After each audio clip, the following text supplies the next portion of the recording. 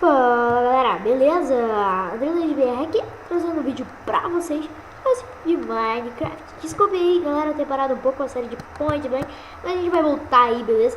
E vamos nessa apresentar o servidor do meu primo. É nóis. Meu priminho querido. Arena PVP, primeiramente. Vocês entram aqui, portalzito lindo e maravilhoso. Entraram galera, seguinte, vou explicar aqui pra vocês. Essa linha vermelha, do lado esquerdo, PVP on. Desse lado aqui, off. Aqui você guarda seus itens.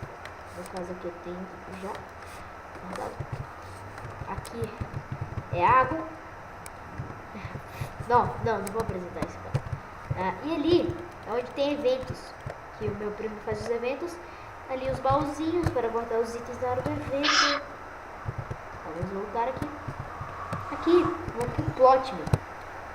É bem interessante o plot. Vou gravar bem rápido aqui porque o plot, galera, você pode construir sua casa comprada no T/P alto.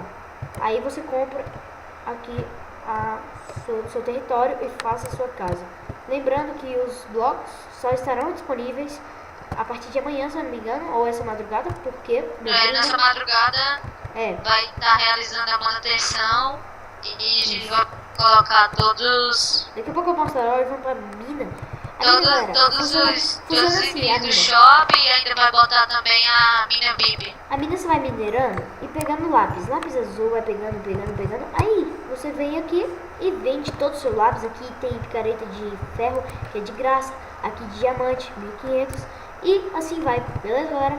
Vamos para o próximo local. Chegar aqui. O próximo local é loja, né? Loja. Cadê? Loja? Tô cego. Vou pra loja.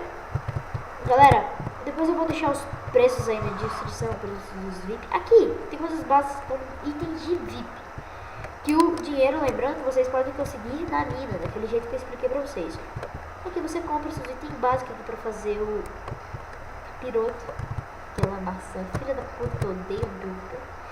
Galera, bom, o vídeo vai ficar por aqui, beleza? Deixe seu like se gostou do vídeo, se inscreva no canal. E meu canal Oi? Tem na descrição aí. O canal dele e do meu primo, beleza? Falou, galera. Fui!